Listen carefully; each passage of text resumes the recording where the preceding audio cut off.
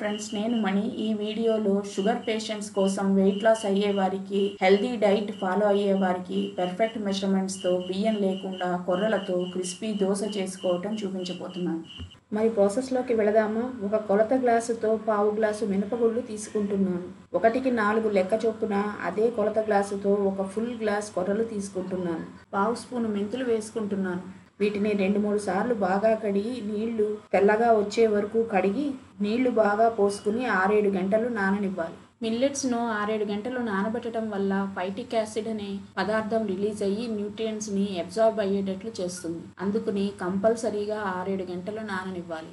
ఇవి బాగా నానిపోయాయి. వీటిని ఒకసారి కడిగి నీళ్లు వంచేసుకున్నాను. వీటిని గ్రైండర్లో వేసి కొద్దిగా నీళ్లు, ఉప్పు వేసి గ్రైండ్ చేసుకుంటున్నాను. ఉప్పు వేయటం వలన మినుములు తక్కువ నీటితో ఫాస్ట్గా గ్రైండ్ అవుతాయి. అటుకులాగా గ్రైండ్ అయిన ఈ పిండిలోకి మిగతా ఉప్పును వేసి గరిటితో కానీ చేతితో కానీ పిండిని కలుపుకుంటే గాలి పిండిలోకి చేరి బాగా ఫెర్మెంట్ అవుతుంది. ఈ పిండిని ఒక రాత్రి లేదా 6-7 గంటలు రెస్ట్ ఇవ్వటం వలన పిండి ఫెర్మెంట్ అయ్యి పులుస్తుంది. ఫెర్మెంటెడ్ ఫుడ్స్ తీసుకోవటం వల్ల ఆహారం తేలికగా జీర్ణం అవుతుంది. గ్యాస్, ఎసిడిటీ, మలబద్ధకం సమస్యలు తగ్గుతాయి. శరీరంలో మంచి బ్యాక్టీరియా పెరిగి రోగనిరోధక శక్తిని పెంచుతుంది. ఇంకా యాంటీ ఆక్సిడెంట్స్ని పెంచుతుంది.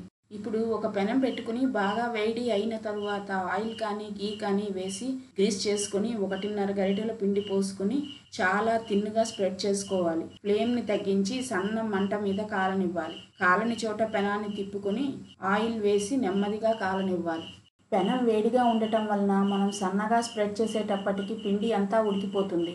ఇంకా లో ఫ్లేమ్లో ఎర్రగా అయ్యే వరకు కాలనిచ్చి తీసుకుంటే క్రిస్పీ దోశ రెడీ అయినట్లే. Bye. Thanks for watching.